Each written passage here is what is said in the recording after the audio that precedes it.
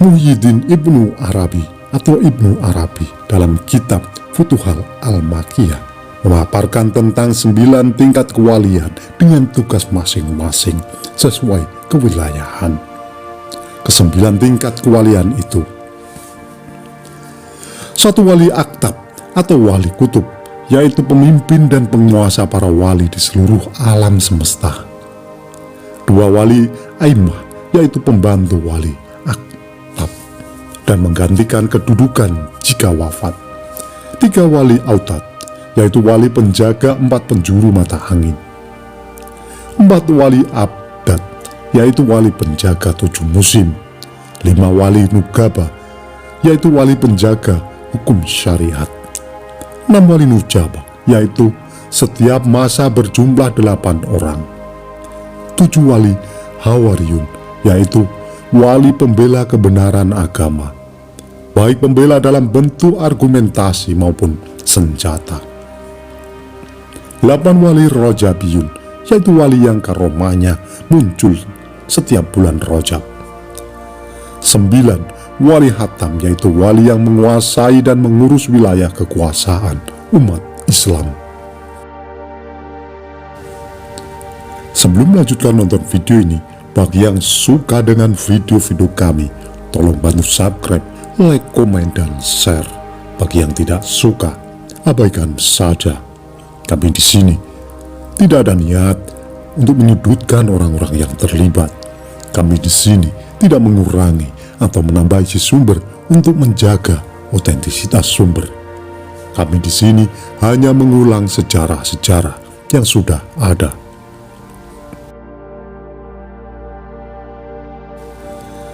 Asal-usul Wali Songo. Sejumlah argumentasi yang diberikan oleh Muhammad Al-Baqir dalam buku Tarekah Menuju Kebahagiaan menyebutkan dan mendukung bahwa Wali Songo adalah keturunan Hadramaut Yaman. Namun, pendapat ini dirasa lemah karena mayoritas literatur ilmiah Delbert menyebut orang-orang Hadramaut baru datang ke Pulau Jawa atas lisensi Belanda abad 19. Tepatnya periode pasca Perang Jawa 1825 sampai 1830 Masehi.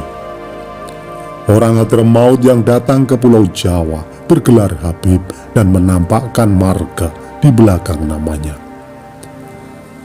Tradisi marga di belakang nama menurut Agus Sunyoto 2012 hanya ada di Hadramaut dan tidak ditemui pada tradisi para Sayyid yang berasal dari Hijaz maupun Maroko. Pendapat bahwa Wali Songo keturunan Sadah Maroko jauh lebih kuat, baik secara literatur maupun tradisi.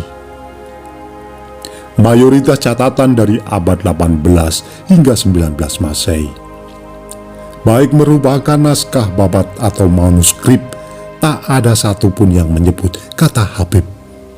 Mayoritas menyebut kata Said atau Makhdum. Penyebutan nama pun tanpa disertai marga, seperti umumnya tradisi Hadramaut. Agus Sunyoto menyebut pada abad 14 Masehi, para pemuka Islam dari Iran, Maroko, dan Uzbekistan yang leluhurnya berasal dari Hijaz sudah berdatangan ke Nusantara dalam rangka persebaran Islam. Mereka keluarga Hasan dan Husain, ada yang berasal dari jalur Al-Hashimi Al-Husain. Pandangan Wali Songo berasal dari Hadramaut didukung oleh ulama besar NU Kiai Bisri Mustafa. Menurut kitab Tariqul Aulia, kitab itu berisi sejarah Islam di Nusantara dan silsilah Wali Songo yang berasal dari Yaman. Hal ini dibuktikan dengan mazhab Islam di Yaman sama dengan di Indonesia dan berbeda dengan Maroko. Bahkan ritual yang dilakukan oleh anggota Nahdlatul Ulama seperti tahlilan, maulid, ziarah takbil, dan haul berasal dari Yaman. Praktek yang dilakukan secara rutin seperti majelis zikir, biasanya dengan membaca zikir atau wirid seperti wirid al-latif atau rotib oleh Habib Abdullah bin Alawi Al-Haddad setelah setiap waktu subuh dan maghrib.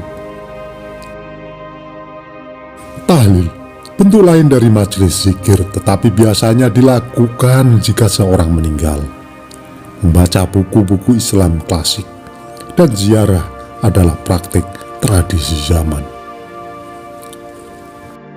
Teori keturunan Cina, Hui, sejarawan Slamet Mulyana mengundang kontroversi dalam buku Runtuhnya Kerajaan Hindu Jawa 1968 dengan menyatakan bahwa Wali Songo adalah keturunan Tionghoa Muslim.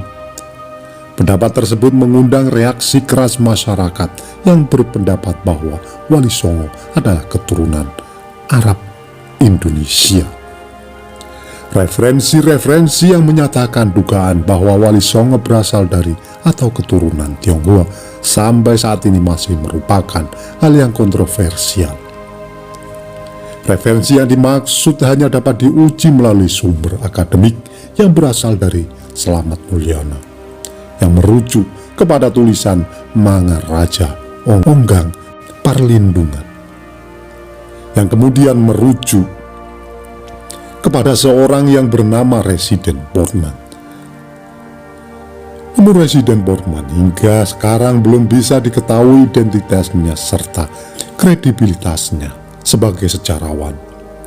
Misalnya, bila dibandingkan dengan Senoke Hoogland dan Elwesi, sejarawan Belanda masa kini yang banyak mengkaji sejarah Islam di Indonesia, yaitu Martin van Pruisen, bahkan tak pernah sekalipun menyebut nama Portman dalam buku-bukunya yang diakui sangat detail dan banyak dijadikan referensi.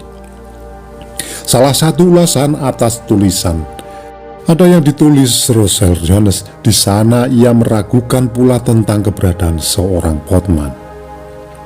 Bila orang itu ada dan buku bernama lain, seharusnya dapat dengan mudah dibuktikan mengingat ceritanya yang cukup lengkap dalam tulisan Parlindungan. Teori keturunan dinasti Ayyubiyah Fatimiyah. Teori lain adalah dinasti Ayyubiyah Fatimiyah.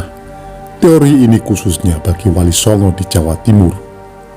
Hal ini diperkuat dengan keberadaan makam Fatimah binti Maimun yang kemungkinan merupakan nama seorang bangsawan dari dinasti Fatimiyah. Teori Mekah. Teori Mekah adalah seorang yang dikemukakan oleh Buya Hamka.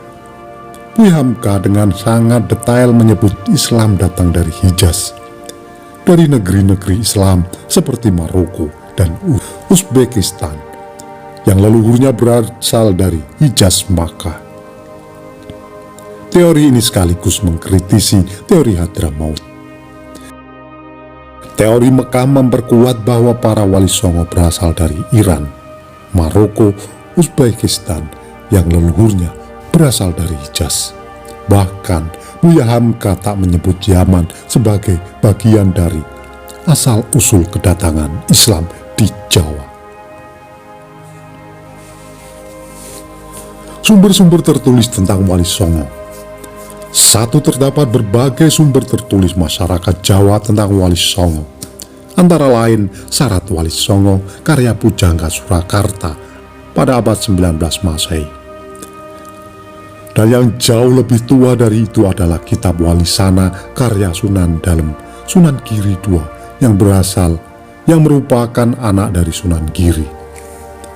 Selain lebih sezaman, Kitab Wali Sana karya Sunan Dalem jauh lebih logis daripada referensi yang ditulis era Pujangga Surakarta.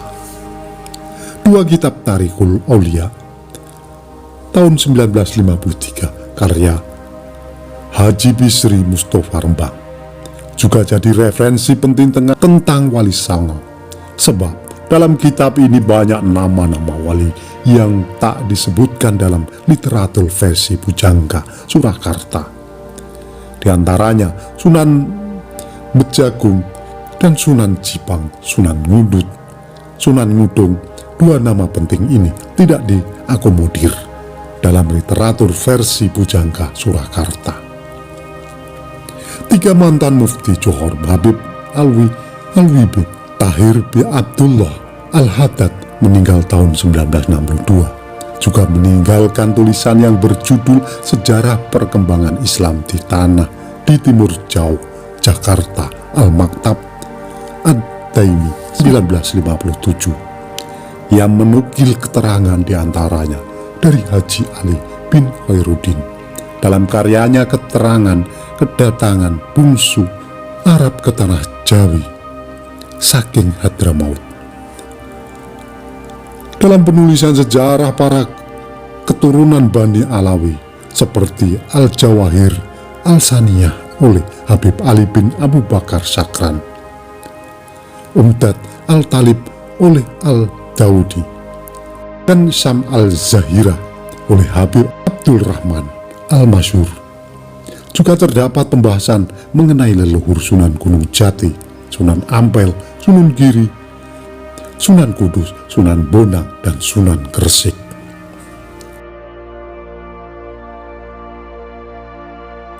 Itulah tadi ulasan singkat kami mengenai sejarah Wali Songo.